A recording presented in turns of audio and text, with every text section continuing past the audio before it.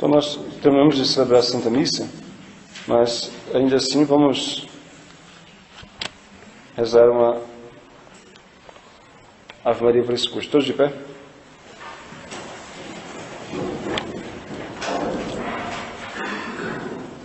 Em nome do Pai, do Filho e do Espírito Santo. Ave Maria, cheia de graça, o Senhor é convosco. Bendita sois vós entre as mulheres, bendito é o fruto do vosso ventre, Jesus. Santa Maria, Mãe de Deus, rogai por nós, pecadores, agora e na hora de nossa morte. Amém. Nossa Senhora, Rainha dos Corações, rogai por nós. Em nome do Pai, do Filho e do Espírito Santo. Amém. Muito bem. Vocês sabem que hoje praticamente não há família em que as seitas protestantes não tenham atingido pelo menos algum membro. Muito raro uma família em que o protestantismo não conseguiu capturar algum dos membros. E as seitas têm crescido. O número de católicos tem diminuído em números absolutos, né? Proporcionalmente também, e o número das seitas tem aumentado. Então, a questão do desinteresse pela igreja não é um fenômeno geral. É um fenômeno que está acontecendo na igreja católica, em algumas igrejas tradicionais também, tipo luteranos, anglicanos, também tem acontecido a mesma coisa. E, entretanto, as seitas têm avançado bastante. E a característica das seitas na América Latina, especialmente no Brasil, é diferente. Um protestante aqui no Brasil, um protestante norte-americano, sobretudo europeu, é completamente diferente. Então, é outra cabeça, outra mentalidade. Os nossos aqui são bastante agressivos e eles demonizam a Igreja Católica de maneira muito acentuada. Então, entre as coisas que eles usam, a principal arma deles é a ignorância dos católicos. Essa é a questão. E aproveitando a ignorância dos católicos, eles deitam e enrolam. Por qualquer Zé Mané, entendeu? Que decore 2 versículos bíblicos, já se fica arrotando Bíblia para os outros e faz qualquer católico pé de chinelo tremer, porque não conhece nada. O outro conhece 2 ou 3 versículos, o católico não conhece nenhum, então vai achar que o outro lá que conhece 2 ou 3 versículos é um doutor. Por quê? Porque é ignorante, porque é preguiçoso, porque não estuda a Bíblia, porque não busca o conhecimento da própria fé. Se a pessoa não tiver o conhecimento mínimo, básico, ela roda, porque parece muito lógico o que eles falam. E é lógico dentro de uma lógica errada. Isso é lógico. Vamos falar hoje sobre a questão das imagens, então. Então, é o cavalo de batalha deles, é a questão das imagens. É o principal, não é o ponto mais importante doutrinariamente falando, mas é o ponto mais chamativo, que torna-se mais fácil para eles demonstrar a falsidade da Igreja Católica. Eles acham que é o ponto em que mais facilmente, de fato, o ponto que mais facilmente eles conseguem convencer um católico, devia chamar catoco, né, ou então caótico, né? Católico não deveria ser, mas convencer um católico de que a Igreja Católica está errada. E afinal, a tão controversa questão das imagens, o que pensar a respeito? O que pensar? Então eu vou fazer aqui o pastor protestante, tá bom? E vou falar para vocês a maneira como eles falam. E é muito lógico. O que a Bíblia fala a respeito das imagens? Você já leu? Já tiveram a curiosidade de ler? E o que fala? Por que vocês leram?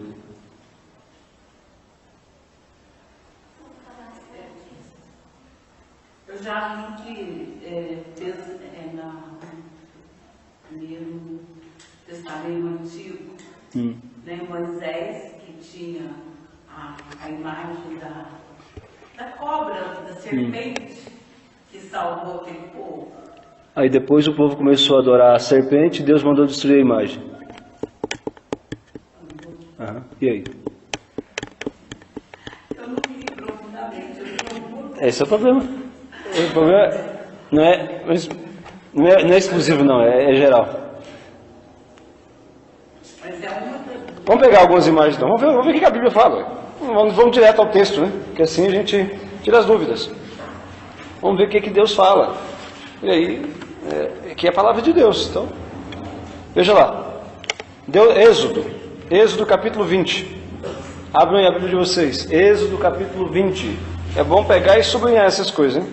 É bom anotar no caderno assim, olha. Primeira parte, não farás imagem. Então, tá aí. Não pode fazer imagem. Vamos ver. Olha, ó. O que diz a palavra de Deus? Versículo 3. Não terás outros deuses diante de minha face. Não terás outros deuses diante de minha face. Versículo 4, o que fala? Leia. Não farás para ti escultura, nem alguma que está em cima do céu, ou embaixo sobre a terra, ou nas águas debaixo da terra. Pode continuar. Não te prostrarás diante delas, e não lhes. Tá bom. Está dizendo o seguinte: não farás para ti escultura nem figura alguma. É abrangente, né? Nem escultura nem figura alguma, nem do que está em cima no céu, nem do que está embaixo na terra. Não te prostrarás diante dessa imagem. Não lhes prestará culto, porque eu sou o Senhor teu Deus. Preocupante, né? O que Deus está falando aqui? Então Deus está dizendo, não farás imagem. Como é que escapa disso? E não tem jeito de você deturpar a Bíblia. Está falando aqui, não farás imagem. De deuses falsos, né? Não farás imagem. Nem do que está em cima no céu, nem do que está embaixo na terra. Isso abrange tudo, né? Nem prostrar diante dela. Aí você vê as práticas dentro da igreja católica. Tem um monte de imagem. O povo ajoelha, prostra. Mas Deus tem uma pedagogia. Ele, acho que ele acompanha a realidade do povo, né? Para ele também não chegar de repente e mudar as coisas. Ele vai usando do que o povo vive, da sociedade, do que a sociedade Olha, vive. a palavra de Deus, Jesus falou assim, o céu e a terra passarão, a minha palavra não passará. A palavra de Deus é absoluta. O que está dizendo aqui é o seguinte, bem claramente, bem precisamente, não farás para ti escultura nem figura alguma, nem do que está em cima no céu, nem do que está embaixo na terra. Não te prostrarás diante delas, não lhes prestarás culto. Eu sou o Senhor teu Deus. Será que é isso mesmo então? Foi. Está muito claro. Mas vamos pegar outra passagem então. Vamos lá. Deuteronômio capítulo 5. Aqui está falando sobre o decálogo, os 10 mandamentos. Aqui de novo repete. Deuteronômio capítulo 5, versículos 7 seguintes. Olha aí. Podem ler. Versículos 7 seguintes. Não farás o teu Deus diante de mim. Não farás para ti imagem de escultura, representando o que quer que seja, do que está em cima do céu, ou embaixo da terra, ou nas águas debaixo da terra. Não te prostrarás diante delas, para renderes culto, porque eu, o Senhor teu Deus, sou um Deus zeloso. Tá bom. Então, de novo, agora a palavra usa mesmo precisamente, lá falava escultura e figura, aqui usa a palavra imagem, de escultura representando o que quer que seja. Não te prostrarás diante delas, para render-lhes culto, porque eu sou o Senhor teu Deus. Então, nós estamos diante de um problema sério. Deus está dizendo, não farás imagens. É isso que Deus está falando. Não farás imagens. Realmente Deus está dizendo isso. Não há como negar, porque isso aqui é Bíblia, a palavra dele. Há uma outra passagem ainda. Salmos 115. Algumas Bíblias é 113. Depende a versão. Esse aqui também vocês já devem ter escutado algumas vezes. Na Bíblia Ave Maria, ele será o 113, mas está escrito também, Salmo 115 do texto hebraico. 113. Diz aí o seguinte: não a nós, Senhor, não a nós, mas ao vosso nome dai glória, por amor de vossa misericórdia e fidelidade. Porque diriam as nações pagãs, o que diriam as nações pagãs? Onde está o Deus deles? O nosso Deus, está dizendo aqui o salmista, o nosso Deus está nos céus, e Ele faz tudo o que lhe apraz. Quanto aos seus ídolos, ídolos dos pagãos, de ouro e prata, são eles simples obras das mãos dos homens. Imagens são feitas pelas mãos dos homens, né?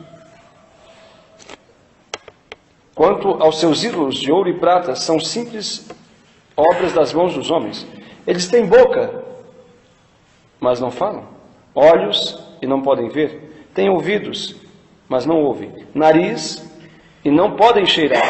Têm mãos, mas não apalpam. Pés e não podem andar. Sua garganta não emite som algum. Semelhantes a eles sejam os que os fabricam, e quantos neles põem sua confiança. Mas Israel, que é Israel? O povo de Deus, ao contrário, confia no Senhor. Ele é o seu amparo e escudo. Então, você está vendo 3 passagens bíblicas, tem mais, tem muito mais, que diz o seguinte: não farás para ti imagem, nem escultura, nem do que quer que seja que existe no céu, nem do que existe na terra. Não te prostrarás diante dela, não lhes prestará culto, porque elas têm boca, mas não falam, têm olhos, mas não veem, têm nariz, mas não cheiram, têm mãos, mas não apalpam, têm pés, mas não andam. Semelhante a elas sejam aqueles que os fabricam e põem nelas a sua confiança. E aí? É lícito fazer imagem? O que a Bíblia fala? Não estou dizendo o que fulano, ciclano, beltrano, ou papa, ou fulano, ou esse, ou aquele diz. Estou falando o que a Bíblia está falando sobre as imagens.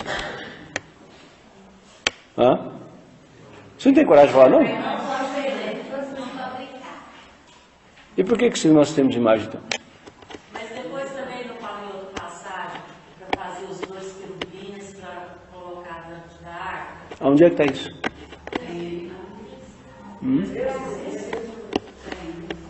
O que está falando aqui é que não pode fazer. Se está falando que não pode fazer e vocês fazem, vocês são idólatras. Entendeu?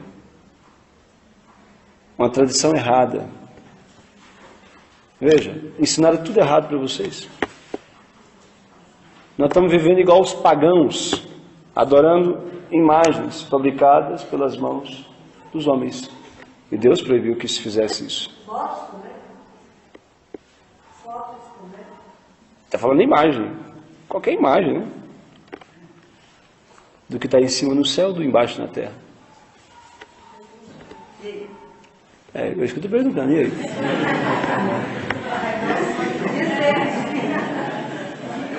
Igual a Regiana falou ali, tem essa, eu não lembro qual que é a versículo. Ele fala que já vou fazer uma passando para cima, outra está passando para baixo, se não me engano.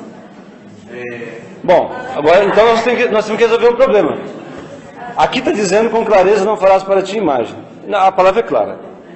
Aqui não nós não falsificamos, está escrito aqui: não farás para ti imagem, nem do que tem em cima no céu, nem do que tem embaixo na terra. Não te prostrarás diante dela, não lhes renderá culto. Semelhante a essas imagens sejam os que o fabricam e aqueles que põem nela a sua confiança. Nós, o povo de Deus, a nossa esperança está no Senhor, e não nas imagens fabricadas pelos homens. É isso que diz aqui a Bíblia. Olha, por causa dessas 3 passagens bíblicas aqui, muita gente deixou a igreja católica e foi para a igreja protestante. Essas 3 aqui, tem mais, mas essas 3 aqui são clássicas. Sabe por quê? Porque igual a maior parte, quase a totalidade de vocês, não se sabe o que dizer. Alguns sim, mas a maior parte, quase a totalidade, não sabe. Oi? Isso aí está lá no Antigo Testamento, antes da vinda de Jesus. Depois Jesus falou assim: ó, o céu e a terra passarão, a minha palavra não. Não. Jesus disse, Jesus falou, eu não vim modificar a lei. Ele falou. Ele disse, eu não vim modificar a lei, mas dar-lhe pleno cumprimento. Mas a renovação dele não falou para poder ter imagem. Nenhum lugar fala, agora pode fazer imagem. Não falou. Pode pegar o evangelho inteiro. Ele está mandando fazer imagem nenhuma.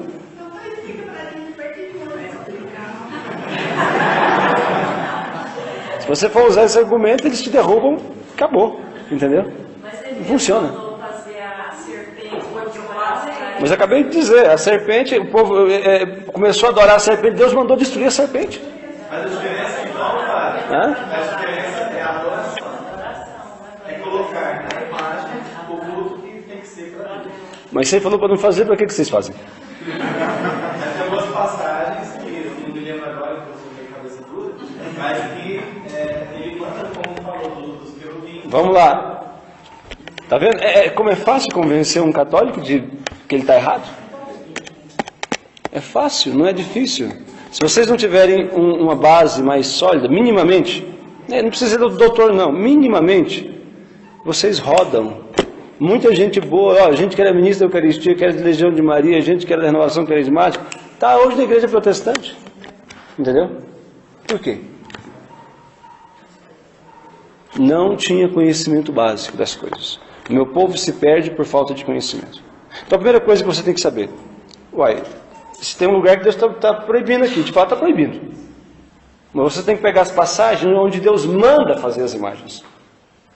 E aí você vai ter que chegar a uma conclusão. Mas espera aí. Parece que tem uma contradição aqui. Então, a primeira coisa, vamos mostrar as passagens onde Deus manda fazer. Essas passagens, essas três, você tem que escrever no seu caderno. Deus proíbe fazer imagem. Pronto. Aí você vai colocar essas três aí. Vai sublinhar na sua Bíblia e vai escrever lá. Onde está? Lá em Êxodo, lá em Deuteronômio, lá no Salmo 113, 115, entendeu? E agora você vai pegar no seu caderno e vai escrever assim, olha, Deus manda fazer imagens. Deus manda fazer imagens. Entendeu? Oséias 6, 4. 4, 6. Vamos lá, Deus manda fazer imagem. Vamos lá na primeira. 5 capítulos depois do Decálogo, que é narrado no Êxodo, capítulo 20 tem o Decálogo. No capítulo 25 tem a narração da construção da Arca da Aliança. Capítulo 25, Êxodo. Capítulo 25, Êxodo 25. Versículo 10 seguintes. Só que eu não vou ler tudo não. 10 até 22, mas o núcleo mesmo é o 18, tá bom? Na verdade, 10, versículo 25, 18. O que é isso aqui? Só para explicar, para não pegar muito tempo. Deus mandou construir uma arca. O que é uma arca? A arca é uma espécie de baú. Igual a gente faz os andores para a procissão, né? Então, é um caixote, só que tem tem as alças, né? Duas varas, tinha as argolas nas pontas do baú, para poder transportar. Então, só que esta arca, esse baú, a medida dela era precisa, e também Deus mandou colocar uma tampa, e Ele mandou esculpir na tampa da Arca da Aliança 2 querubins de ouro. O que são querubins? Anjos. Querubins são anjos. Os querubins são uma categoria de anjos, né? Então, Deus mandou esculpir 2 anjos na tampa de ouro puro. Por quê? Por que uma peça tão preciosa? Porque ali dentro seria guardar 2 grandes tesouros de Israel. Sabe o que tinha na Arca deles? O que tinha na Arca deles?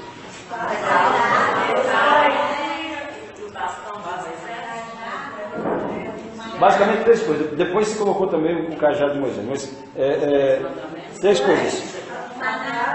O Decálogo, quer dizer, a palavra de Deus, os mandamentos, e o maná.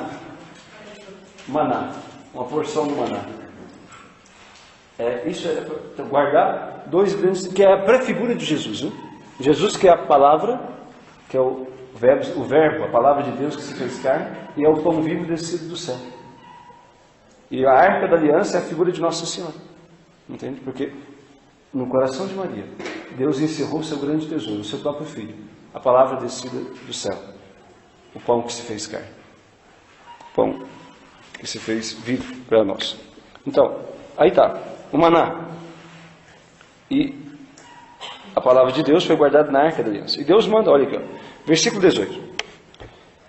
Farás 2 querubins de ouro, e os farás de ouro batido, nas 2 extremidades da tampa, um de um lado e outro de outro, fixando-os de modo a tornar uma só peça com as extremidades da tampa. Então, Deus mandou. Então aqui já começa um problema. Peraí, se num lugar Deus disse, não farás figura nem do que está no céu, nem do que está na terra, os anjos estão no céu. Há um problema aí. Vamos lá, em Números. Números. Vamos lá, na famosa serpente. Só que esse argumento da serpente tem uma fraqueza, que eu acabei de falar agora. Mas, de qualquer forma, ao menos mostra, né? Mostra o que aconteceu. Está lá. 21, versículo 8. Sabe, vou só contar a história para resumir. O povo de Deus que tinha sido libertado do Egito. Deus conduziu aquele povo, muita gente, pelo deserto. E Deus alimentou o seu povo. Com maná, Deus mandou carne, codornizes, etc. Mas teve um dia que começou a faltar água. Deus às vezes deixava também para o povo, vamos dizer assim, demonstrar que tinha confiança também, mesmo no momento de sacrifício.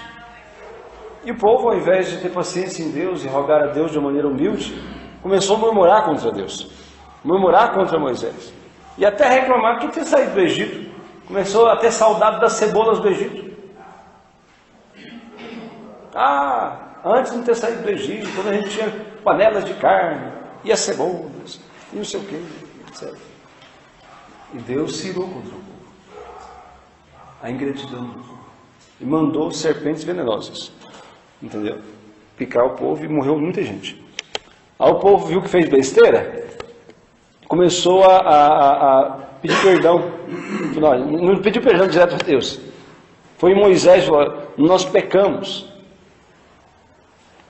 reclamando contra ti e contra Deus. Roga ao Senhor que nos livre dessas serpentes. Aí Moisés, o valor da intercessão, Moisés intercedeu ao povo, a Deus, pelo povo. Deus disse aqui, ó: faça uma serpente. E o Senhor disse a Moisés: faze para ti uma serpente ardente de bronze, e mete-a sobre um poste. Todo que for mordido olhando para ela será salvo.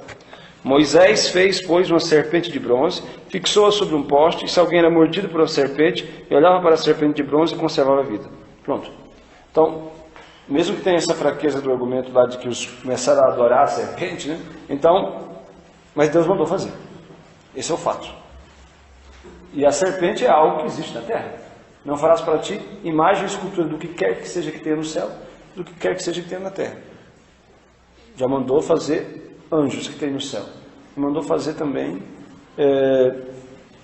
a serpente, que é o animal que tem na terra. Mas tem uma passagem que é a que eu mais gosto. Lá em Reis. Pega lá, primeiro livro de Reis. Por que nas igrejas católicas tem imagens? Por que nas igrejas católicas tem imagens? 1 Reis, capítulo 6. Olha, sabem que Deus mandou construir o templo. Davi, o grande rei Davi, quis construir o templo de Deus. Davi, ele foi muito leal a Deus.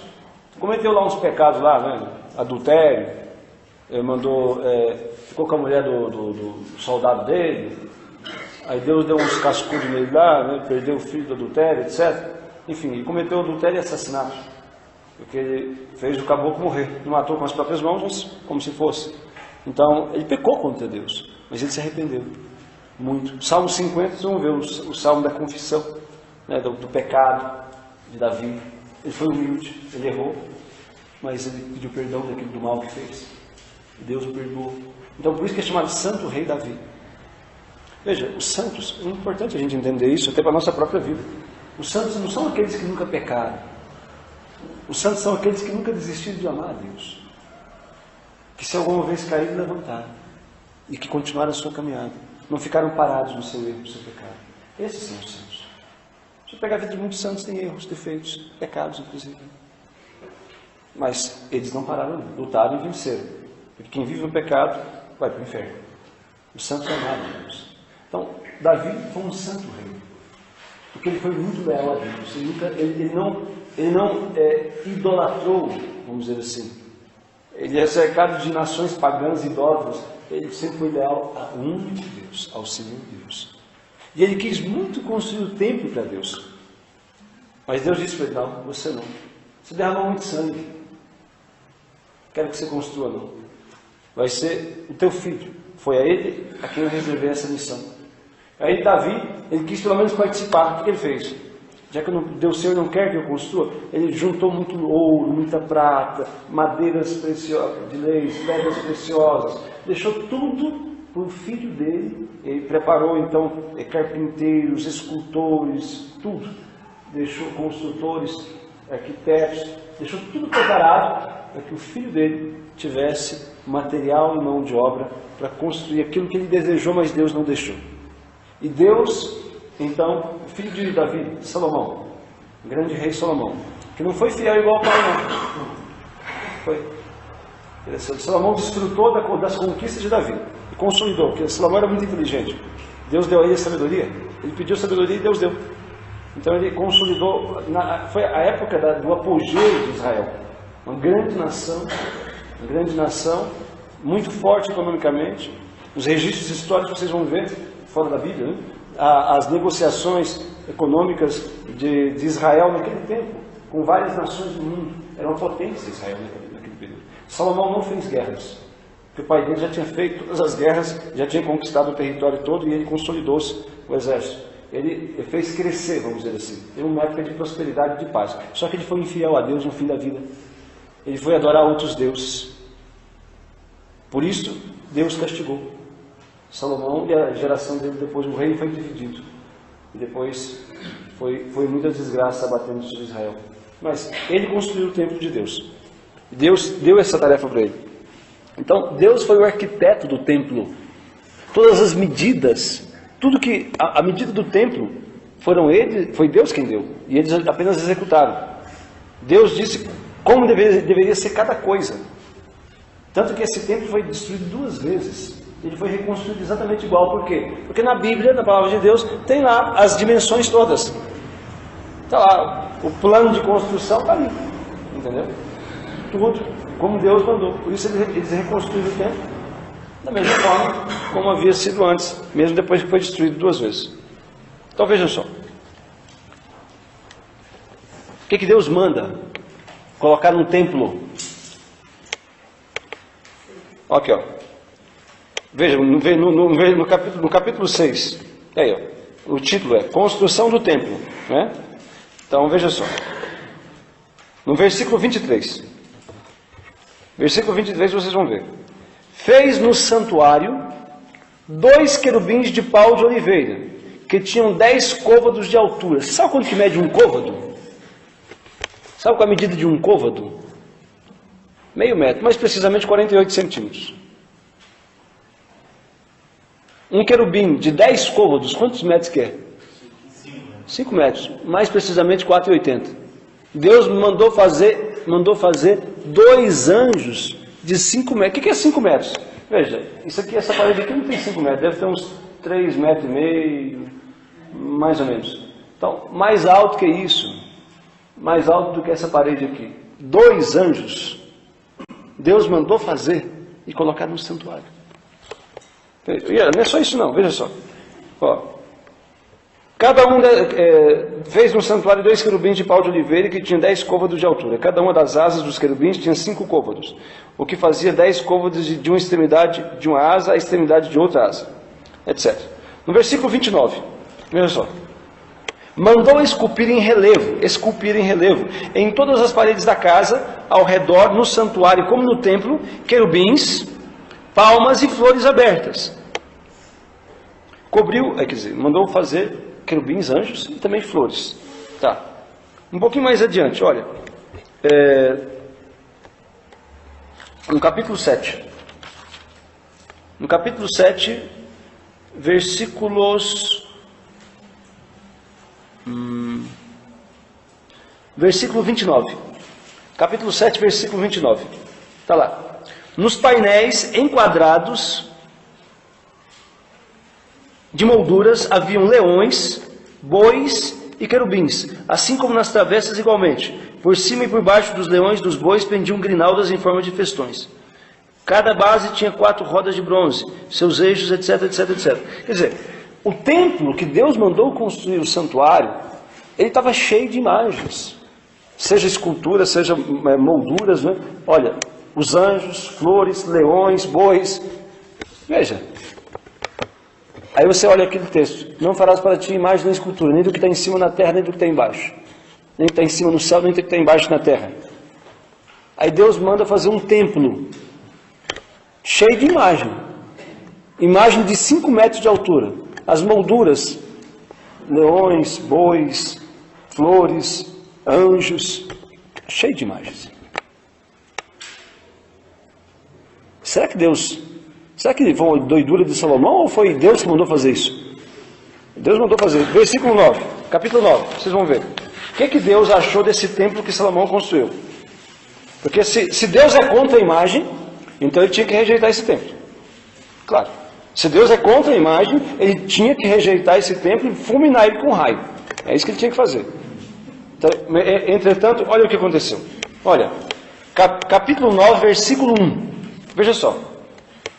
Quando Salomão acabou de construir o templo do Senhor, o palácio real e tudo o que desejou fazer, o Senhor apareceu-lhe pela segunda vez, como tinha aparecido em Gabaon. O Senhor disse-lhe, olha, Deus apareceu a Salomão e disse a ele o seguinte: ouvi a tua oração e a súplica que me dirigiste. Consagrei esta casa que me construíste, a fim de nela fixar o meu nome para sempre. Os meus olhos e o meu coração aí estarão perpetuamente. Consagrei esta casa que me construíste. Então, aqui está a explicação. Por que na Igreja Católica nós temos imagens? Você tem que dizer o seguinte: porque nós católicos acreditamos na Bíblia.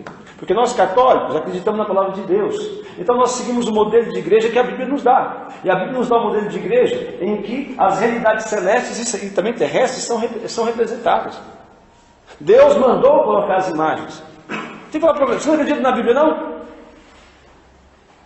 Eu acredito. Então, pois é, Deus mandou colocar as imagens. Por que na sua igreja não tem? Porque na nossa tem, porque Deus mandou colocar. E consagrou o templo. É isso que tem que se dizer, entendeu? Então como é que a gente faz com esse versículo aí que Deus proíbe fazer as imagens? Aí a gente entra, aí sim, aí vem a argumentação lógica. Aí vocês vão ver, se vocês prestarem atenção, sempre no começo estava assim, olha, não terás outros deuses diante de mim. Sempre começa assim. E aí quando fala Deus é com D minúsculo. Entendeu? Não terás outros deuses diante de mim. Então, Deus proíbe fazer imagem? Se alguém falar para você, perguntar, Deus proíbe fazer imagem? Proíbe se for para adorar como deuses. E na nossa igreja não é esta a função da imagem. Entende? Deus proíbe, na verdade, fazer ídolos, falsos deuses. E para nós católicos, as imagens não são ídolos, nem falsos deuses. Elas são as representações ou do próprio Senhor, que se fez carne, se fez, portanto, imagem de Deus. Vamos dizer assim, se fez imagem visível, ou dos santos que o serviram, para que se sirva de exemplo para nós, para que os nossos olhos, contemplando os servos do Senhor, nos estimulem a imitar os seus exemplos. A imagem da Igreja Católica, ela não é para ser adorada, nunca foi. É para ser. Para que ela serve? Para instruir. Uma pessoa que é analfabeta, que não sabe ler, olhando as imagens da Via Sacra, etc., ele vai ter uma noção do que aconteceu. Ele não sabe ler a Escritura, mas ele vendo a imagem, ele vai ver aquilo, a representação daquilo que aconteceu. A imagem é uma forma de instrução, uma forma de ornamentação, de embelezamento. Portanto, a imagem da Igreja Católica nunca teve a função de ser um Deus. Jamais é. Então, o que Deus proíbe na Bíblia é fazer ídolos. Isso ele proíbe. Porque as imagens para poder colocar no templo, ou para poder representar as realidades celestes, no sentido de edificar aqueles que ali contemplam, isto Deus não apenas permite, mas Ele mandou fazer. E nas igrejas católicas as imagens estão presentes porque este é o modelo bíblico. Entendeu?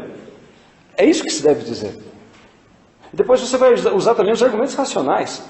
Além de mostrar o argumento bíblico, porque se ele vem com a história de que não se pode fazer, você vai concordar com ele, mas direcionando. Que não se pode fazer para adorar. Agora, para poder ter, para instruir, embelezar e nos ajudar a pensar nas coisas celestes, é claro. Por que Deus mandou colocar os anjos? Porque se você olha para o anjo, você lembra do céu, você lembra de Deus.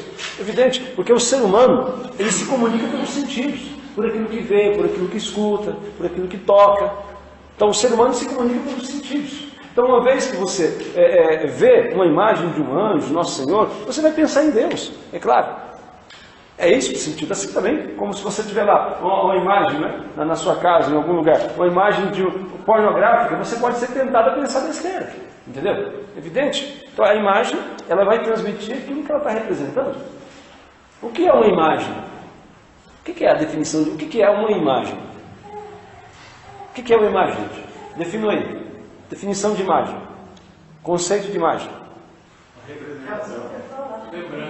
Imagem é a representação de alguma realidade. Isso é uma imagem.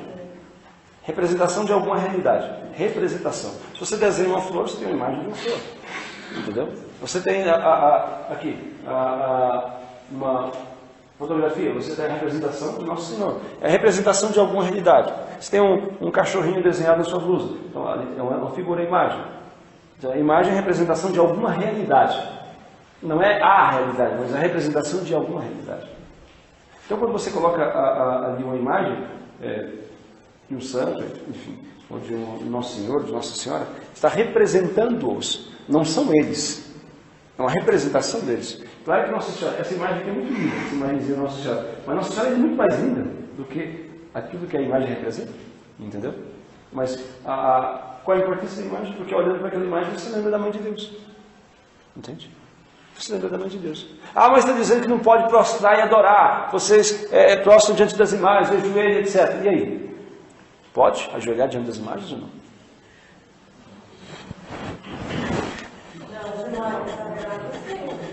Pode? Sim ou não? Pode. Mas a imagem, ela tem que ser respeitada. É o devido respeito e assim a veneração. Sim, mas pode ajoelhar ou não? Essa é a pergunta. Não te prostrar diante delas. Não lhes prestarás culto. Acontece muito nas igrejas católicas, a pessoa entra na igreja, ajoelha de frente a uma imagem e não ajoelha de frente ao Santíssimo. É verdade. E está errado isso? Está errado. Eu acho que sim. Você está pensando igual os protestantes. Vou te mostrar por quê. Aquela pessoa que ajoelha diante da imagem de Nossa Senhora está rezando a quem? Não, ela está rezando a Deus. Então, entendeu? Agora, que falta catequese no nosso povo, isso falta, verdade? Não está errado ele ajoelhar diante da imagem para poder rezar a Deus. Porque o ajoelhar ele não é um ato de adoração. O ajoelhar é um ato de respeito e de humildade, simplesmente isso, entendeu? Então, você vê na Bíblia, vamos pegar, Reis. 1 Reis, capítulo 1. 1 Reis, capítulo 1.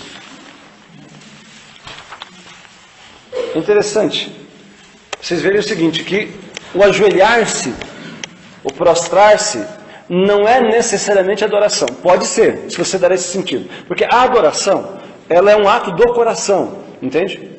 Não é um ato externo simplesmente. Ela pode ser representada também por um ato externo, mas ela é fundamentalmente uma atitude da alma, do coração. Está entendendo?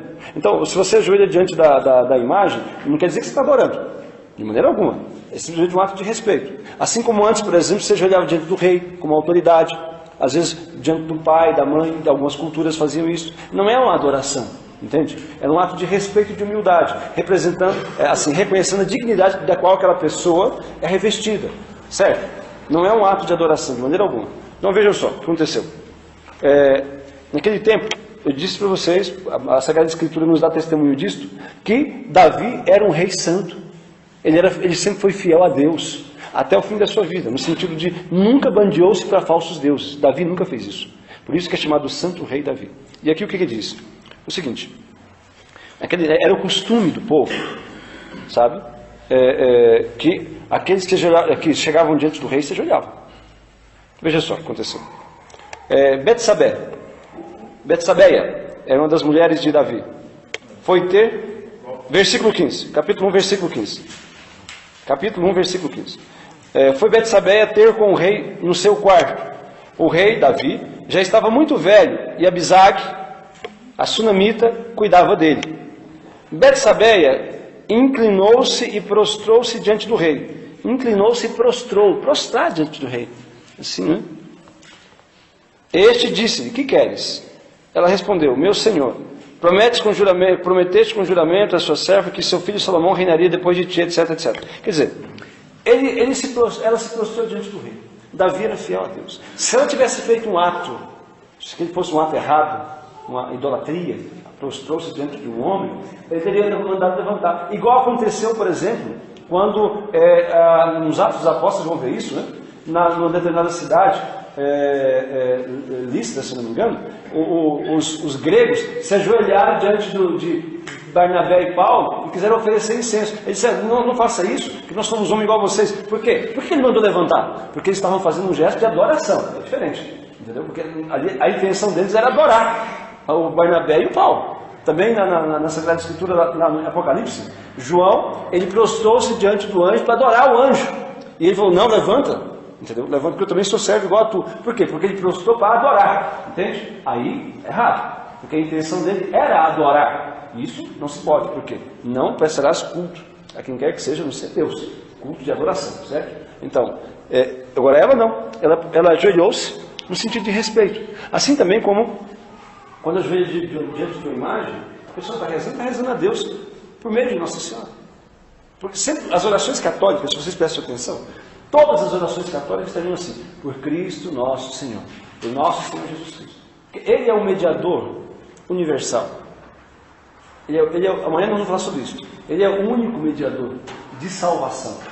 Então, por ele se chega ao Pai. Ele é o único caminho através do qual se chega ao Pai. Entende? Então, quando a gente reza ao Santo Antônio, é por Cristo nosso Senhor. Por Cristo nosso Senhor. Por Cristo nosso Senhor. Sempre por Cristo nosso Senhor. Entende? Ele não é um substituto de Jesus, não. Amanhã nós vamos aprofundar nesse tema. Mas então, só para poder responder, que não é errado. Agora, é claro que o nosso povo tem que ser mais melhor catequizado. Entende? Não está errado ele ir beijar a imagem, cada santo, etc. Né? Então, só que as pessoas têm que ter consciência de que Jesus está no sacrário. Isso falta. Porque também, às vezes, quer tirar da igreja católica, já ouvi, não ajoelhar na hora da consagração, né? Teve uma onda aí. Sim. As pessoas devem ajoelhar. Devem ajoelhar. Assim manda a liturgia, assim manda a palavra de Deus. Diante do nome de Jesus, todo joelho se dobra, seja no céu, na terra e até nos abismos, nos infernos, deve dobrar. Então, é um gesto de humildade. E claro, quando você ajoelha diante de Jesus, aí o ato é de adoração, porque você reconhece, é diferente. Entendeu? Agora, o que eu quero dizer aqui é que ajoelhar-se não é necessariamente adorar. É adorar se você der esse sentido, aquele gesto seu, certo?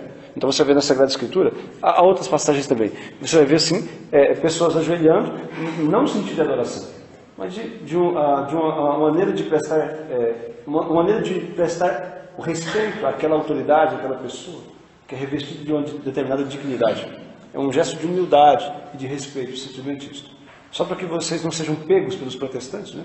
Porque para eles tudo tem que colocar na Bíblia, então está na Bíblia, tá? Você vê um gesto de pessoas que ajoelham que não significa necessariamente adoração. Porque a adoração, repito, é um ato interior. Quem é que pode dizer que o que eu estou adorando sou eu? Entende? Ah, mas você tem imagem lá, então você está adorando. Não, o fato de eu ter imagem que significa que eu estou adorando? Então você é idólatra. Você diz, então você também é idólatra. Porque você tem imagem na sua casa. Pode dizer para o protestante, você também tem imagem na sua casa? Com certeza você tem, entende? Você tem fotografias, você tem livros que tem figuras, você tem pôsteres, você tem imagem. Você deve ter televisão também, onde passa um monte de imagem toda hora. Depois, né? Enfim. Então, isso aí, então você é idólatra. Se for o fato de ter imagem já é idólatra, então você é idólatra. Ah, mas eu não adoro, eu não me prostro diante dela, etc. Eu também não adoro. Ah, mas eu não me prostro diante da imagem da minha mãe, da fotografia dela. Eu também não. Ah, mas você se prostra diante da imagem do santo. Eu não me prostro diante da imagem do santo para adorar o santo. Eu me prostro diante de Deus para adorar a Deus. A minha oração ali é a Deus. O santo ali, a imagem dele, a Nossa Senhora, quem quer que seja, é apenas uma maneira de me ajudar a pensar em Deus. E é uma maneira de me ajudar a pensar no servo de Deus, para que junto comigo interceda junto ao nosso Senhor. É simplesmente isso. Deixa eu fazer uma pergunta. Eu tenho um amigo meu que é protestante e estava discutindo sobre isso aqui. Um dos argumentos para ele que ele conheceu, mas ele falou de intercessão. Eu falei, mas você não acredita que o pastor é para você? Ele falou, pede. Eu falei, você não é intercessão? Você não acredita em intercessão? Ele falou, mas ele está vivo. Amanhã não vou falar sobre isso. Ah, é? Amanhã vai ser sobre a intercessão dos santos. Aí a gente detona esse negócio aí.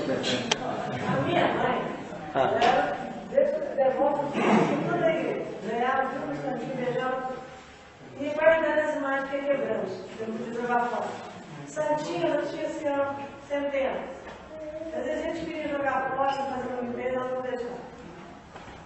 O que você fala disso? Não, as imagens não servem mais, elas podem, depende do material, né? Ou se joga dentro do rio fundo, certo? Ou se queima. E se não for gesso, não queima, você pode triturar e pronto, enterra, acabou. Entendeu? Isso deve fazer. Se ela não serve mais, não serve mais para o uso, coisa sagrada em geral deve se queimar, mas tem material que não queima, entendeu? Então, o que deve fazer? Ou triturá-lo ou jogá-lo no rio, certo? Isso deve fazer. No lixo nunca deve fazer. Nunca joguem coisas sagradas no lixo. Nunca misture coisas sagradas com lixo. Entendeu? Por isso deve ser coisas sagradas se queimam. Entende? Quando não serve mais, devem ser queimadas. Quando quebra, perde a benção? Não, depende né? Se for um quebrar que esmigalhou, né? Aí, enfim, acabou, não vai usar mais. Mas se for quebrou, dá para colar, beleza, dá para ficar, né? Dá para reformar, restaurar, não tem problema nenhum. Está abençoado. A bênção é espiritual. A definição da idolatria é o primeiro mandamento. Tudo aquilo que ocupa o lugar de Deus na nossa vida, na nossa alma, é uma idolatria. Exatamente. Não deixa de ser uma idolatria. Isso. Precisa ser uma imagem. Uma vez eu comentei com alguém, vocês ficam pegando muito da imagem, que é idolatria no meio de vocês? Idolatria ao dinheiro, idolatria à moda, idolatria à televisão, às novelas, ao luxo, as riquezas, exatamente, a idolatria é isso. Significa colocar algo, isto, no lugar de Deus. Tá? Colocar o amor que deveria se dar a Deus, se dá a alguma coisa ou pessoa. Isso é idolatria. Né? Então, porque todo verdadeiro amor ele tem que brotar de Deus. Ele tem que sair de Deus. Se é fora dele, já não é mais autêntico. Ao longo do curso, o senhor vai falar mais sobre essa questão de se ajoelhar na consagração ou o senhor podia falar mais um pouco sobre isso? Bom, é o seguinte, existe a orientação da igreja é muito clara a esse respeito. Toda a história da igreja, vocês vão pegar como que é a liturgia, então na hora da consagração se ajoelha. Claro, sempre a exceção é para quem é doente, não dá conta, né? É diferente. Quem tem problema de coluna, ou não consegue dobrar o joelho, entendeu? Quem é assim, não consegue, por doença mesmo, então a pessoa faz uma reverência, a não ser que nem isso ela possa, mas, enfim. Então, mas quem é normal, quem consegue dobrar o joelho, é isso que nos manda a igreja, é isso que nos manda a Escritura, entende? Diante de Jesus, todo joelho se dobrará. Então quem faz o contrário, está contra a igreja, está contra a Sagrada Escritura, sabe? Isso é uma atitude arrogante. Deus está ali diante de você, você está lá assim. Mas então, quer esses dizer, argumentos que inútil, não serve. Ué, então se a pessoa não acredita, você não é católica. Você não é católico, entendeu? Tem coisa assim que é tão indignante, a não ser que a pessoa realmente seja assim, esteja por ignorância, não é? Porque quando a pessoa perdeu a fé, não tem argumento que convença. Acabou, entendeu? Porque quem perdeu a fé, você vai, por exemplo, um momentinho, você vai querer convencer um padre, querer convencer um sacerdote, entender que se deve ajoelhar diante de Jesus. Se ele não entender isso, o que tinha que fazer? Pegar e virar pastor protestante, renegar a fé, então virar qualquer outra coisa. Agora, não dá para poder convencer uma pessoa assim, né? Aí o que você tem que fazer com uma pessoa dessa, que a pessoa que está nessa situação, olha, precisa de muita oração.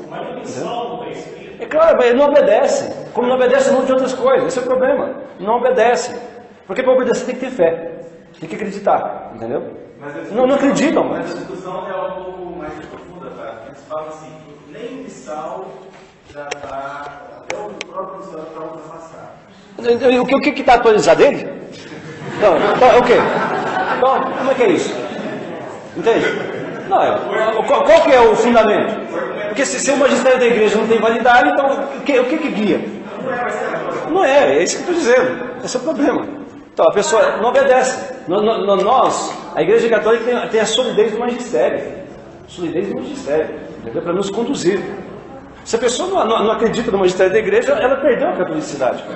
Agora, só um segundinho. O problema hoje, para ser muito honesto, o problema é que a grande parte do nosso clero, bispos e padres, perdeu a fé. Entendeu? Esse é o problema. Está entendendo? E aí não tem aquela fé católica. Quando eu falo perdeu a fé, não pensa como manda a igreja. Quer ver? Olha, o Papa Bento XVI, durante 8 anos, né? Então, todas as missas que ele celebrava, comunhão era que jeito? De joelho na boca. Será que isso não disse nada? Será que ninguém aprendeu nada disso? Não. O que ele queria dizer? Ele não obrigou. Mas no mínimo, isso deveria incentivar os bispos e padres a terem esse... Porque ele explicou por que ele fez isso. Para recuperar o respeito e adoração a Jesus na Eucaristia. Por que os bispos não fizeram o mesmo? Por que os padres? Pelo contrário, um monte de padre e bispo pagão que proíbe as pessoas de comungar na boca, que se alguém ajoelhar, vamos. Quer dizer, não tem direito a fazer isso, entendeu? Quer dizer, isso não se pode, entendeu? Tem um documento chamado Redenção em Sacramento. Redenção em Sacramento. Presta atenção. Estou escutando, estou falando. Redenção em Sacramento é um documento da igreja. Leiam. Sabe, vocês têm muita preguiça, vocês não leem. Então, é um documento pequenininho. Tá. Redenção em Sacramento. Pega e leia o que diz lá. Não, olha, entre os abusos graves, está a autocomunhão. Ninguém pode fazer autocomunhão, entendeu? Porque a comunhão não é algo que você pega, é algo que você recebe, entendeu? Entende? Não é algo ao que você tem direito, é um dom, é Deus se dando a você. Você tem que receber a Eucaristia. Olha, nem o diácono pode comungar por si mesmo. Só o sacerdote, porque é Cristo, ele representa Cristo. Está na pessoa de Cristo, entendeu? Nem o diácono tem que receber a comunhão das mãos do sacerdote ou daquele que estiver distribuindo, certo? Ninguém pode fazer autocomunhão. Não se pode fazer isso. É um abuso litúrgico grave. Ninguém, nem o diácono que é ordenado. Não pode. Não pode. Não pode. Tem que pedir ao padre. Padre, me dê a comunhão. Olha, e aí se o padre não quiser me dar, larga esse ministério, vai dar só para os doentes, pronto. Vai levar comunhão só para os doentes. É o conselho que eu dou para o pessoal. Eu não sei se é um problema aqui da diocese, nossa, ou se isso está no Brasil todo. Olha, cada celebração da missa que o senhor vai, a missa de um jeito. Então, eu não sei se isso se espalhou no Brasil todo, ou se é um problema nosso, aqui da nossa diocese. Não é exclusivo não, infelizmente, né? Não é exclusivo não, eu falo porque eu sou missionário, eu rodo pelo mundo todo, você vê esse negócio no mundo todo. Mas nós no Brasil nós somos campeões daquilo que não presta, infelizmente, entendeu? Então, e nesses termos litúrgicos, por exemplo, você vai ver também abusos na Europa, essas coisas, mas lá é mais sóbrio, então o pessoal é mais missal, né? Mas o problema de tudo é o quê? Não se obedece ao missal. Existem determinadas possibilidades que podem variar, o próprio missal prevê determinadas variações. Mas no próprio missal. Mas ninguém é dono da liturgia, o padre não é dono da liturgia, a comunidade não é dona da liturgia, entende? Nós estamos a serviço da liturgia, que é um bem muito maior. Nós temos que fazer da maneira como Deus nos manda pela igreja, entende? Então, dentro daquilo que o próprio missal prevê, variedades, ok, ali está prevendo. Por exemplo, o missal diz assim que no ato penitencial, por exemplo, de quando em quando a gente pode fazer a aspersão no povo. Isso é previsto, entendeu? É uma coisa que é prevista. Está lá. Eu posso, por exemplo, hoje que falou, né, misericórdia. Eu posso falar Cristo, misericórdia, eu posso falar Cristo, piedade. Entendeu? Então, existem determinadas variações que são previstas. Está entendendo? Agora, tem coisas que não se pode fazer. A gente não pode transformar a liturgia num espetáculo a nosso bel prazer, fazer as coisas assim, poder atrair as pessoas, vamos fazer diferente. O pessoal é cheio desse negócio, fazer diferente para poder ficar criativo, uma criatividade inoportuna. O homem não é o centro, é Cristo que deve ser o centro. Eu tenho dito lá, quando acaba a consagração, fala, proclamar, e a gente tem que levantar, porque a gente não vai proclamar a verdade. Não, não tem que levantar não. Antes era, pode levantar, antes era de joelho. Agora a nova reforma litúrgica, né, possibilitou ficar também de pé. Só que, infelizmente, as exceções viraram tudo regra. É igual comunhão na mão. Se vocês soubessem o que a comunhão na mão faz, vocês nunca na vida de vocês teriam a ousadia de meter a mão em Jesus, entendeu? Nunca, vocês teriam a loucura de fazer um negócio desse. Entendeu? Nunca, sabe? Nunca vocês fariam isso. Entretanto, todo mundo vai com a mãozona para poder comungar. Sabe? Olha, quando você vai vai na padaria, ou vai no mercado, vai comprar alguma coisa, né? Vai pegar lá em moeda, em dinheiro, etc. Você chega, vai lanchar, o que você faz? Lava a mão porque pegou em dinheiro, né? Ok, tá bom, pegou em dinheiro, então porque é sujo, passa na mão de todo mundo, então você lava a mão porque é questão de dinheiro, para poder lanchar, porque você pegou em dinheiro. Certo? Agora, você vem à missa.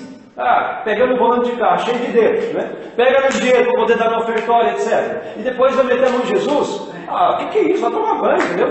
Você está achando que vai tratar com mais dignidade o alimento do corpo do que a própria Eucaristia? Que tipo de católico você é? Que tipo de entendimento você tem do que é Jesus? Sabe? É indignante isso. Indignante um negócio desse. Tá? Você não vê que o padre ele purifica os dedos, não? O livro nunca viu isso, não. Os ministros também têm que purificar, porque vai tocar em Deus. Agora você acha que pode meter a mão em Jesus de qualquer maneira? O que é Jesus para você?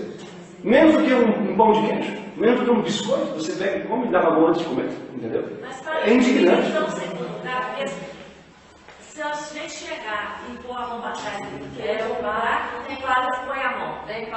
Você não tem obrigação de fazer isso. Olha, nenhum sacerdote e nenhum bispo tem. Eu estou falando, peraí. Nem o sacerdote, nem o bispo tem autoridade para isso, porque a comunhão, a maneira de receber a comunhão, ela depende do fiel. Você pode pegar até a CNBB, que é. Bom, nem vou falar CNBB, não. Até no diretório da CNBB tem isso, por incrível que pareça. Está lá, é o fiel que determina. Entendeu? É a maneira de receber. Não se pode negar a comunhão porque alguém pede de joelho, porque pede de pé, porque pede na mão, porque pede na boca. Eu, por exemplo, eu falo com vocês, não mentira.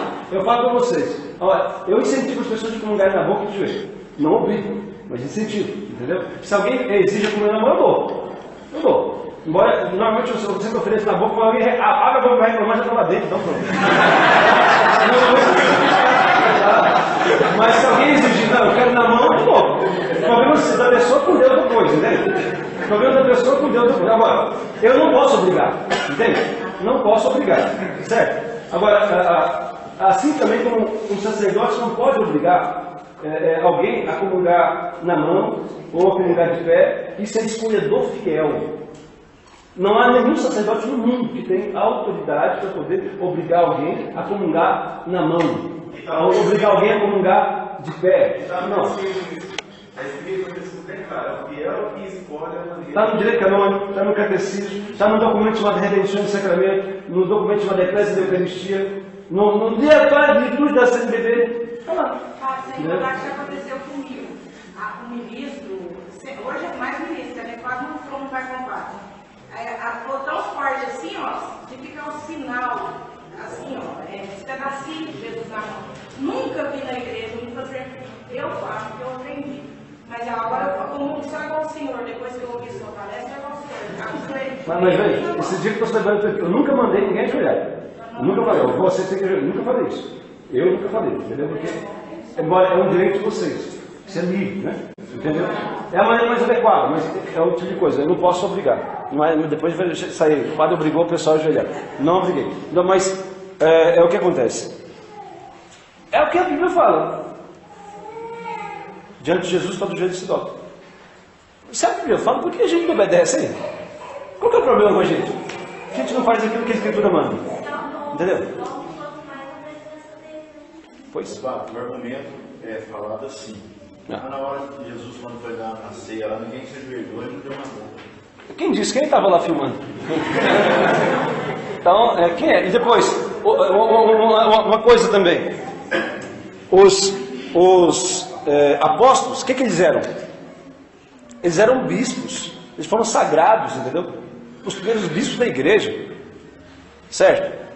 Então, não está falando que o padre é o único que vai pegar e comungar porque ele é próprio Cristo? Então, eles eram consagrados. Agora, se você pegar, não é um argumento bíblico isso aqui que eu vou falar agora, né? Mas é argumento da tradição. Em toda a tradição católica, as pessoas sempre comungavam assim, na boca e de joelho, entendeu? Nossa Senhora, no exorcismo, o capeta fala no exorcismo lá, ela, aquela lá de cima, comungava sempre de joelho, na boca, etc. Então, o demônio falou uma vez no exorcismo o seguinte, várias vezes, né? O demônio disse assim, olha, eu gosto da comunhão na mão, porque assim eu posso pisar no vosso Deus. Se o diabo gosta, eu não gosto, entendeu? Quem quer acompanhar, ele acompanha. Agora, eu não vou fazer isso, entende? Eu vou desincentivar sempre, entende? Por quê? Porque é pelo seguinte, olha, muitas vezes a senhora falou, e está certinho. O que acontece? A comunhão quando é dada na mão, muitas vezes, quase sempre, ficam partículas, entende? Pequenas partículas ou maiores, e que as pessoas, não digo que seja por maldade, não, as pessoas sem perceber, então ali, entende? Vai para o chão. Por isso que o diabo disse assim, eu posso pisar, porque as pessoas pisam em Jesus não é por maldade, mas quantas vezes o corpo de Deus é profanado? Quantas vezes, entendeu? É jogado por terra. Tem um vídeo na internet muito interessante. Recomendo a vocês assistirem hoje mesmo, quem tiver acesso. É assim, Jesus está no chão. Entendeu? Assistem e repassam para os outros.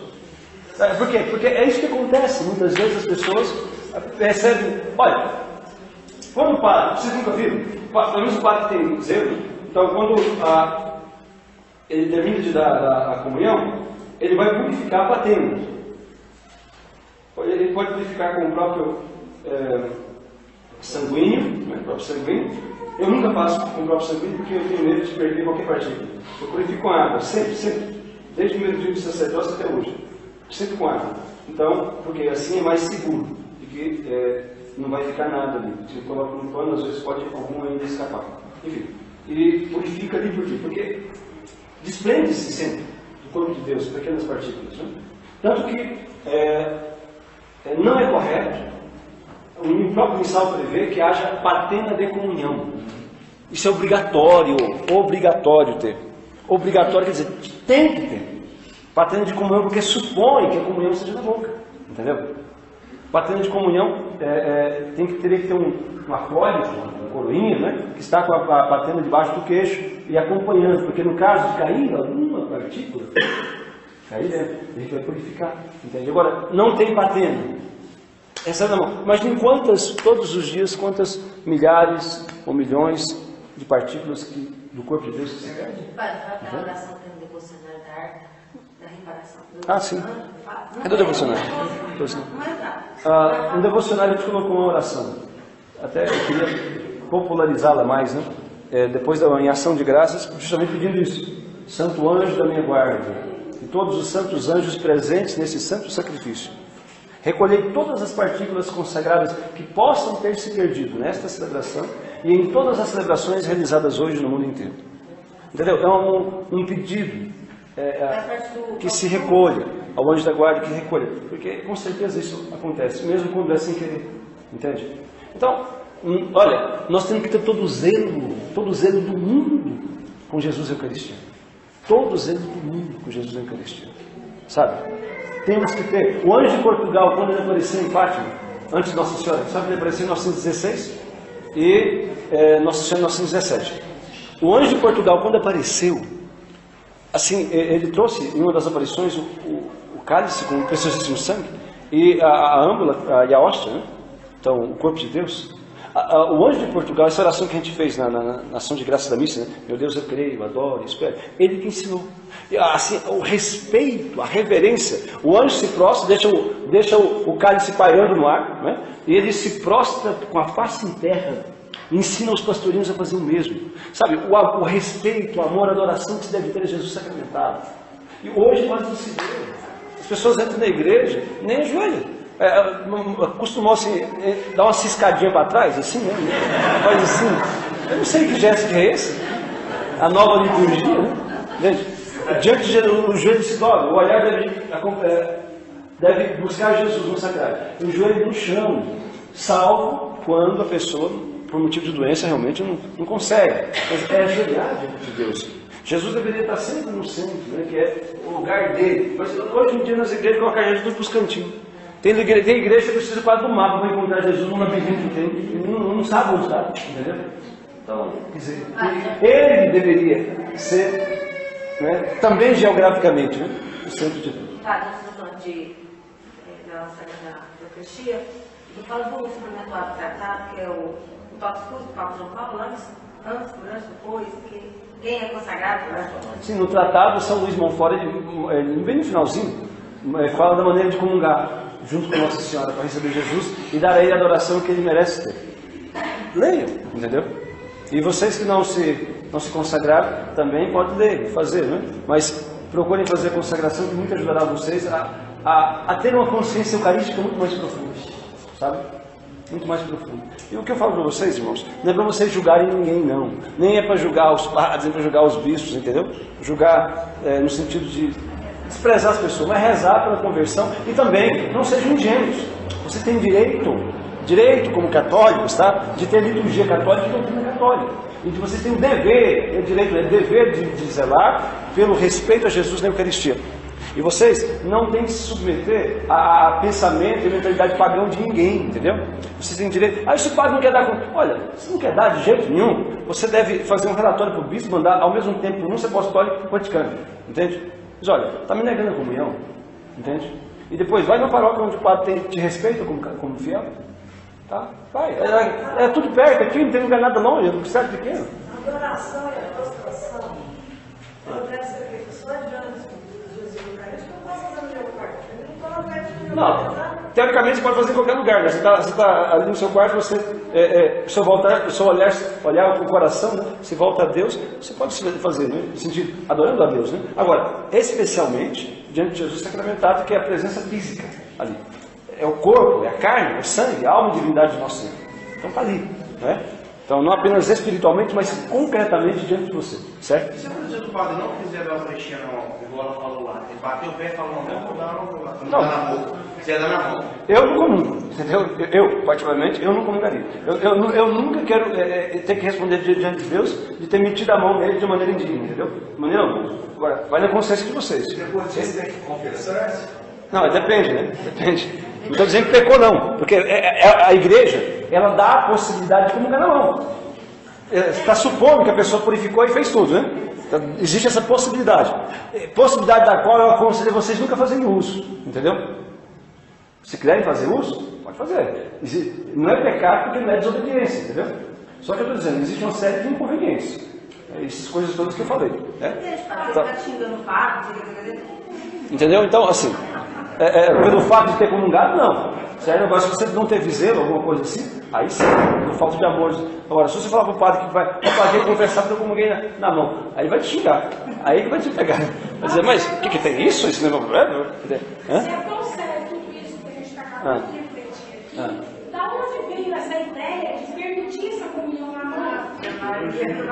Minha filha, aí tem coisa que não tem que entrar que é pesada, sabe? Assim, Papa Paulo VI disse o seguinte: eu não sei porque alguma fresta, a fumaça de Satanás entrou dentro da igreja. O Papa Paulo VI, ele foi um Papa, ele, sabe, morreu em 78. Depois dele veio João Paulo I, só um mês, depois João Paulo II. Né? O Papa Paulo VI, ele sofreu muito, mas ele cometeu muitos erros, Paulo VI. Muitos erros, assim, grosseiros, sabe? Ele quis agradar muito, e ele não teve muito pulso. E quando ele quis refrear, não deu conta. A comunhão entrou no pontificado dele. Não havia isso. Não existia isso na igreja, não. Então, teve uma insistência, eu só falei um pouco da história, né? Nosso tempo já foi. Um bispo francês, um alemão e um holandês, se não me engano. Eles insistiram muito com o Papa para poder fazer a experiência da comunhão na mão, etc., na sua diocese. Insistiram. O Papa deixou por um ano fazer uma experiência naquelas 3 dioceses. Depois de muita insistência daqueles bispos, né?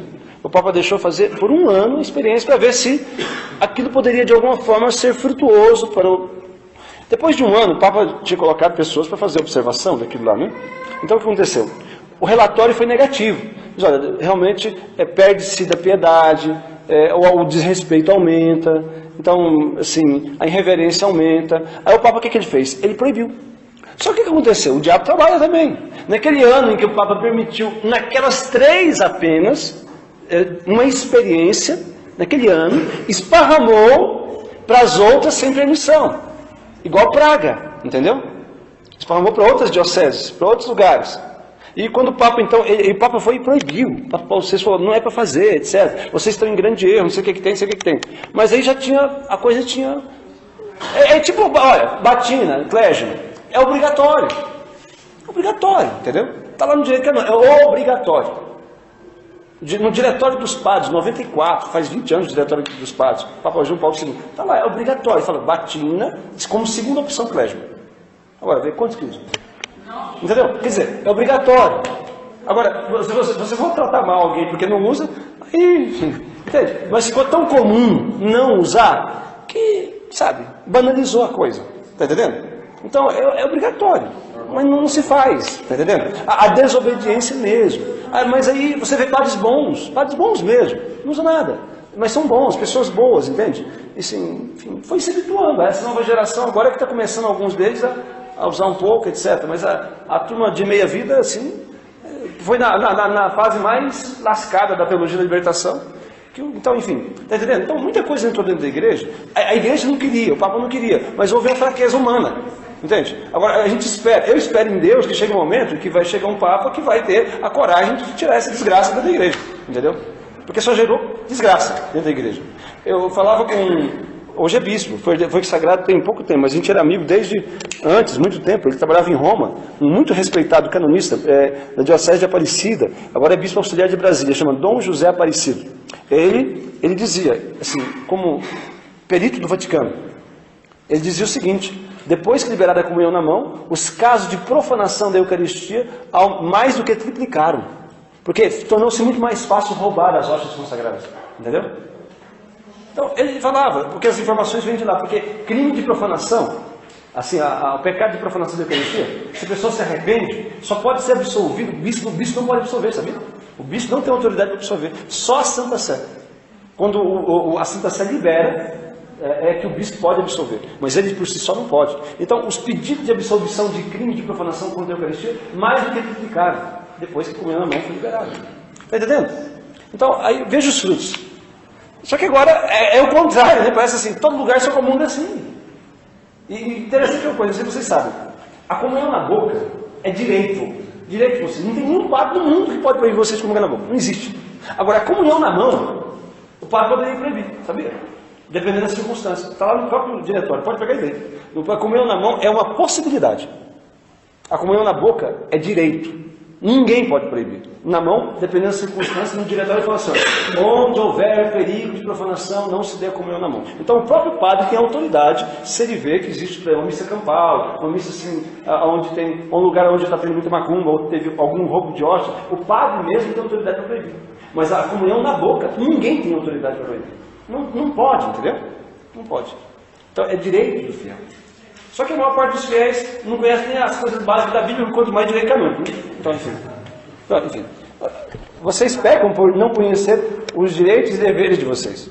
Por isso que vocês ficam engolindo um monte de coisa errada, porque aí o pessoal deita e rola, né, em cima da ignorância de vocês.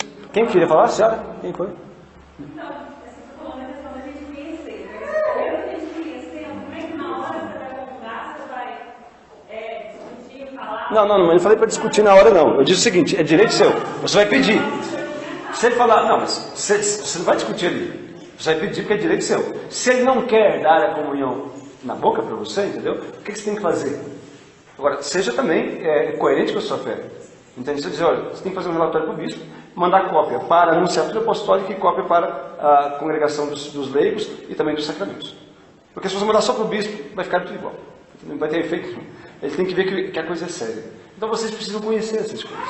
Entendeu? Sabe? Precisa conhecer, porque à medida que a gente começar a chegar a reclamação, lá na Anunciatura, lá no Vaticano, porque tem padre nessa diocese que não dá comunhão aos fiéis, aí o bispo toma atitude. Mas usando o bom senso, a melhor coisa que a gente fazer é o que o senhor falou. Vá Onde o Paulo dando um pouco de joelho, não brinco não. Sim, agora discutir na frente de Jesus ali não convém. Você pode tentar, né? Você pode, não, mas eu quero na boca. Não, não vou dar. Se ele insistir que não vai dar, sai. Então aí começa a ir para a outra paróquia onde o padre, né? Entendeu? O que eu aconselho a vocês é o seguinte: leiam os documentos, tá certo? A autoridade não sou eu, é a igreja. Então você não vai estar, o padre Valdir falou. Não, a igreja diz isso, a igreja diz aquilo, entende? Porque se vocês fizerem isso, aí vocês estão resguardados. Vocês estão resguardados, certo? Não, olha, veja, o diretório da CME fala isso, ó, redenção de sacramento, eclésia da Eucaristia, o catecismo da Igreja Católica, o missal diz tal coisa. Aí é diferente. Você, não é o seu pensamento, não é o pensamento desse padre, é a igreja ensinando, entende? Então, pode e deve, mas usando as fontes corretas, né, e fazendo as devidas referências. Evitar de dizer, o padre falou, porque parece que a autoridade sou eu, não sou, entendeu? Eu só sou servo da palavra, eu sou servo da doutrina porque eu creio nela, entendeu? Então, mas porque isto, aí eles têm que ter um bode expiatório, né? Então aí, entende? Eu quero pedir também as orações. Né? O tempo é um tempo muito difícil, e não é comigo, não sou exclusivo disso não. Eu sou mais um. Todos os segmentos católicos de fé consistente estão debaixo de feroz perseguição, entendeu? Os tempos estão muito difíceis nesse sentido. Então a gente tinha uma proteção antes, que nesse sentido o Papa Bento XVI era uma referência nesse sentido, a gente era mais protegido. Mas agora, não digo o Papa Francisco em si não é isso não, pelo amor de Deus, não estou falando da pessoa dele não, tá? Mas há uma turma que cerca, que está em volta, que não está dando trégua não, viu? A gente está apanhando sem saber por quê, entendeu? Então, muitos segmentos, congregações, comunidades muito boas, debaixo de paulada mesmo, por causa da sua fé. Você vai ver bispos aí celebrando para a maçonaria, não tem problema nenhum. Vai ver pessoal aí, por nações assim paramentadas, tudo direitinho, né? Não tem nenhum problema. Vai ver bispos defendendo direitos civis de homossexuais, não tem problema nenhum. Mas se alguém usa batina, isso aí é um pecado mortal. Eles nem acreditam que existe pecado mortal, mas nesse caso tem. Né? Então, se alguém fala do catecismo, ortodoxia, enfim. Se alguém se rezar em latim, então, aí é que tá doido. Então, enfim, eu quero pedir orações, tá bom? Precisa muito. E esses tempos são difíceis, a gente precisa resistir na fé. E não sei por quanto tempo ainda vamos nos permitir estar nas nossas igrejas, porque vai chegar um momento que porque todo mundo que quiser católico vai ser expulso. Vai chegar o momento das catacumbas, viu? Vai voltar, para quem quer ser católico. Né? Porque como diz uma música que o capeta inspirou por aí, está tudo dominado. Né? O negócio está tudo dominado. Então, mas enquanto a gente puder respirar, vamos respirar. Quando a gente puder crer e viver, vamos viver. O Papa João Paulo II dizia, aqueles a quem foi dada a aventura de crer, né? Então, Deus nos deu a graça de acreditar, que Deus nos conserve a fé e que a gente possa partilhar dessa fé ainda. Então, peço a vocês que rezem e peço a Deus fortaleza, sabedoria, a gente saber lidar com a situação. Vamos receber a bênção. O Senhor esteja convosco. Pela intercessão da bem-aventurada sempre Virgem Maria, dos vossos santos anjos da guarda, de todos os anjos santos, abençoe-vos o Deus Todo-Poderoso, Pai, Filho e Espírito Santo. Amém. E de em paz o Senhor vos acompanhe. Amanhã eu vou falar sobre a intercessão dos santos.